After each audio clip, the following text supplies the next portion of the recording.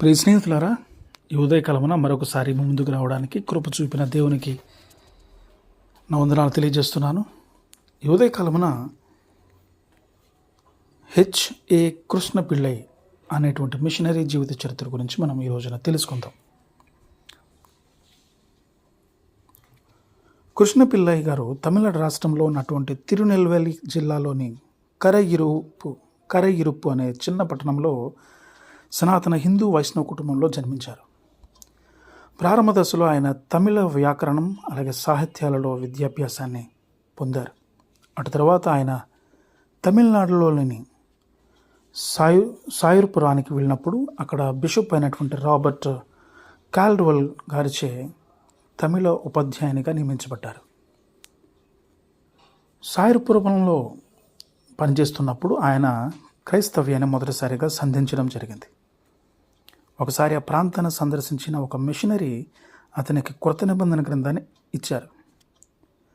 దాన్ని చదవడానికి మొదట్లో ఆయన అయిష్టతను కలిగి ఉన్నప్పటికీ నెమ్మదిగా చదవడం ప్రారంభించగా దేవుని ఆత్మ అతని హృదయంలో క్రియ చేయడం మొదలైంది. సిలువుపై యేసుక్రీస్తు చేసిన ఆ గొప్ప త్యాగం ఆయన జీవితాన్ని మార్చేసింది. దాని ఫలితంగా ఆయన మారు మనసు పొంది దేవుని బిడ్డగా మారారు. అటు తర్వాత ఆయన చెన్నైలో ఉన్నటువంటి మైలాపూర్లోని సెయింట్ థామస్ చర్చిలో బాప్తిసం పొందగా ఆయనకి హెన్రీ ఆల్ఫ్రెడ్ అనే క్రైస్తవ పేరు ఇవ్వబడింది. హెన్రీ ఆల్ఫ్రెడ్ తర్వాత 1875 సంవత్సరంలో ఆయన తిరునెల్వేలిలోని చర్చ్ మిషనరీ సొసైటీ కళాశాలలో తమిళ పండితులుగా నియమితులవ్వడం జరిగింది. ఆయన క్రైస్తవునిగా మారిన తర్వాత క్రైస్తవ తమిళ సాహిత్య రచనలపై దృష్టి సారించారు. అలాగే హిందూ మత గ్రంథాలలో చెప్పబడిన వాటిని అనుసంధానిస్తూ క్రైస్తవ రచనలను చేసిన వారుగా ఆయన ప్రసిద్ధి చెందినవాడుగా ఉన్నాడు. ఆయన వ్రాసిన పాటలు తమిళ క్రైస్తవులలో ఈనాటికి కూడా ప్రాచుర్యతను కలిగి ఉన్నాయి. ఆయన కాలంలో దక్షిణ తమిళనాడులో పనిచేసిన Edward sergeant, Thomas walker, ఎమీ Carmichael ఇలా మొదలైన మిషనరీలకి ఆయన తమిళ భాషను నేర్పించినట్లుగా చెప్పబడుతున్నాయి. చివరికి ఆయన పదవీ విరమణ పొందిన తర్వాత 16 సంవత్సరాల పాటు రక్షణీయ యాత్రికం అనే తమిళ కావ్యాన్ని రచించారు. ఇది జాన్ బన్యన్ వ్రాసిన యాత్రికుని ప్రయాణం అనే తెలుగులో అనువాదం చేయబడిన పిల్గ్రిమ్స్ ప్రోగ్రెస్ అనే పుస్తకం యొక్క అనుకరణ.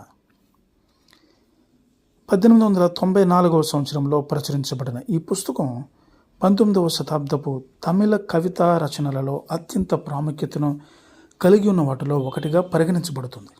అంతేకాకుండా గొప్ప తమిళ కవి అయిన కవి చక్రవర్తి కంబన్ రచనలతో సరితూగు సాహిత్య రచనలను చేసిన కారణంగా కృష్ణ పిళ్ళైని క్రైస్తవ కంబన్ అని పిలిచేవారు.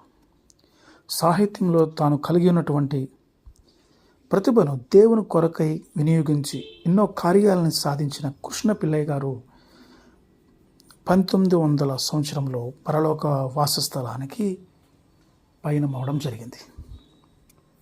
ప్రియ స్నేహితులారా, దేవుడు మీకు ఇచ్చినటువంటి తలాంతులను అభివృద్ధిపరచుకుంటూ వాటిని ఆయన సేవ కొరకే వాడాలని ఆశిస్తున్నారా? అలా అయితే ఈ కృష్ణ పిళ్ళై జీవిత చరిత్ర మీకోసమే.